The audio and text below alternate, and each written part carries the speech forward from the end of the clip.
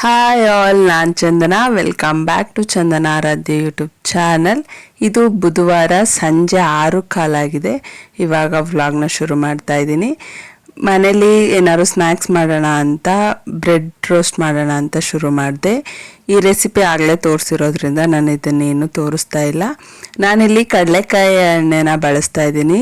ಆರಾಧ್ಯ naturals ಅವ್ರದ್ದು. ಅವರು ಮರದ ಗಂಡದಲ್ಲಿ ಎಣ್ಣೆನ ತಯಾರಿಸೋದು. ಅವರಲ್ಲಿ ಎಲ್ಲ ರೀತಿಯ ಎಣ್ಣೆ ದೊರೆಯುತ್ತೆ.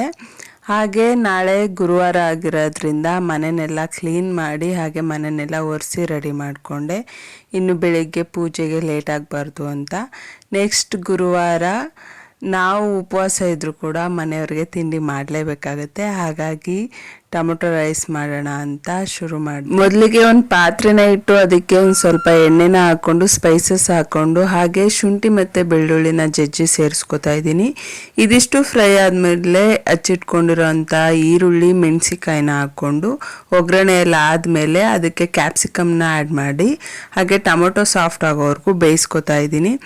ರುಬ್ಕೊಳ್ಳೋಕ್ಕೆ ಸ್ವಲ್ಪ ಕಾಯಿ ತುರಿ, ಕಡಲೆ ಹಾಗೆ ಈ ಪುಡಿ ಒಂದಿದ್ರೆ ಟೊಮೊಟೊ ಬಾತು ಬೇಗನೆ ಆಗುತ್ತೆ. ಇದನ್ನು ರೆಡಿ ಮಾಡಿ ಇಟ್ಕೊಂಡ್ರೆ ನೀವು ಬೇಕು ಅಂದಾಗ ಒಂದು 10 ನಿಮಿಷದಲ್ಲಿ ಟೊಮೊಟೊ ರೈಸ್ನ ರೆಡಿ ಮಾಡ್ಕೋಬೋದು. ತುಂಬ ರುಚಿಯಾಗಿರುತ್ತೆ.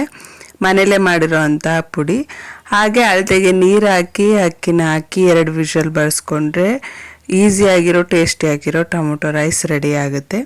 ಇದೆಲ್ಲ ಮುಗಿಸ್ಕೊಂಡು ಪೂಜೆನ ಮುಗಿಸ್ಕೊಂಡು ಹಾಗೆ ದೇವ್ರ ನಾಮನೂ ಕೂಡ ಬರೆದು ಉಪವಾಸನ ಶುರು ಮಾಡಿದೆ. ಏನೇ ಮಾಡಿದ್ರು ನಮ್ಮ ಕೆಲಸ ಅನ್ನೋದಿರುತ್ತಲ್ಲ, ಹಾಗೆ ಟೈಲರಿಂಗ್ ಕೆಲಸ ಕೂಡ ಮಾಡೋದ್ರಿಂದ ಒಂದು ಕುಚ್ಚು ಪೆಂಡಿಂಗಲ್ಲಿತ್ತು. ಅದನ್ನು ಮುಗಿಸ್ಕೊಳ್ಳೋಣ ಅಂತ ಇದು ರೆಡಿ ಕುಚ್ಚು. ಇದನ್ನು ಮೊದಲೇ ಕುಚ್ಚು ರೆಡಿ ಮಾಡಿಕೊಂಡು ಆಮೇಲೆ ಸೀರೆಗೆ ಪೋಣಿಸೋ ಅಂಥದ್ದು. ನನ್ನ ಈ ದಿನ ಈ ರೀತಿ ಕೆಲಸದೊಂದಿಗೆ ಎಂಡಾಯಿತು. ಹೋಪ್ ಈ ವಿಡಿಯೋ ಎಲ್ಲರಿಗೂ ಇಷ್ಟ ಆಗಿದೆ ಅಂತ ಭಾವಿಸ್ತಾ ಈ ವಿಡಿಯೋನ ಇಲ್ಲಿಗೆ ಎಂಡ್ ಮಾಡ್ತಾ ಇದ್ದೀನಿ. Do subscribe for more videos.